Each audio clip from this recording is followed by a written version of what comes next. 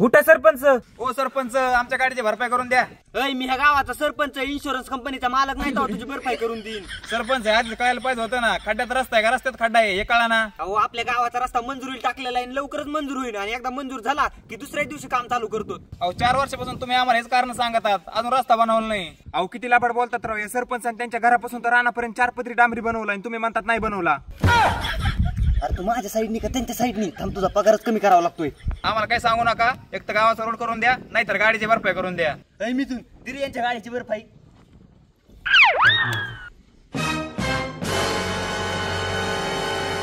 मला सांग, वरून जर परवानगी जर नाही भेटली तर सरपंच त्यांच्या खिशातून पैसे घालून रोड बनवते ना.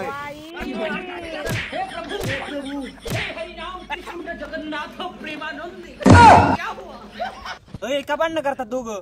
सरपंच साहेब, आमची एक समस्या आहे ती आमच्या गावातल्या सरपंचाला पण सुटाना. आम्ही तुमचं नाव लय ऐकलंय, त्याच्यामुळे तुम्हीच आमची समस्या सोडवा. अहो तुमच्यासारख्या समस्या मी दररोज सोडितो, तुम्ही फक्त सांगा काय समस्या आहे तुमची. अहो सरपंच, आम्ही आमच्या वडिलांना दररोज वाटणी करून मागायचो. शेवट ते म्हणले करा वाटणी, पण त्यांनी एक अशी आठ ठुली आमच्या दोघांची वाटणीच व्हायना.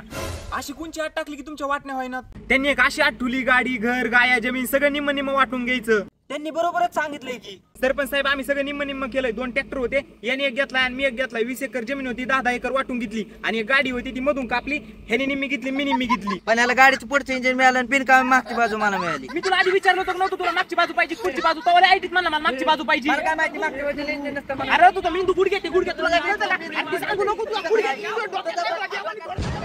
का बसा इथं बी येऊन भांडणं करायला लागला. तो काय समस्या आहे ती सांगा. अहो सरपंच, आम्ही अख्खं निम्म निम्म केलंय, पण आमच्याकडे 7 गाय आहेत, त्याच निम्म्या करता येईनात. मग याच्यात भांडणं करायसारखं काय? 3 गाया तुगी आणि 3 गाया हुगीन आणि उरलेली एक गाय इकून टाका, त्याचे पैसे निम्मे निम्मे वाटून घ्या. अहो सरपंच, हीच तर आमच्या वडिलाची आठ आहे ना, अख्खं निम्म निम्म करायचं, पण एक वस्तू विकायची नाही. आणि जर विकली तर काय होईल? जर घरातली एक वस्तू विकली ना तर अख्खी संपत्ती आमच्या बहिणीच्या नाव करून टाकते.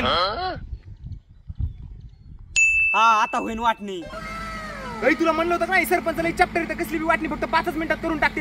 हे बघा, तुम्ही 3 गाय ठेवायच्या आणि तुम्ही 3 गाय ठेवायच्या आणि उरलेली एक गाय तुम्ही 6 महिने सांभाळायची, तुम्ही 6 महिने सांभाळायची. अहो सरपंच, हे आम्हाला घरीच नसतं करता आलं. म्हणजे गाय लागवड मी करायची, तिचं खुराक पाणी मी करायचं आणि यायला झाली की हे घेऊन जाईल, म्हणजे सगळं दूध याला भेटन. आला का आता दुसरं काहीतरी करावं लागेल. काय राव, मी असं ऐकलं होतं सरपंच स्वतःचा तोटा करून का व्हायना लोकांची समस्या सोडित येतं, काहीतरी करा की.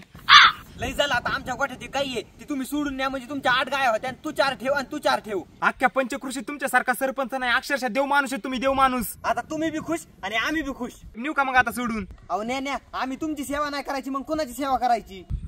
सरपंच साहेब जिंदाबाद. जिंदाबाद म्हण ना. सरपंच साहेब जिंदाबाद. सरपंच साहेब जिंदाबाद. सरपंच साहेब जिंदाबाद. काय का सरपंच थोडं गोड बोललं की ते सरपंच पगाळला. अरे सरपंच लोक चुना लागत असतो, आपण सरपंचाला चुना लागला.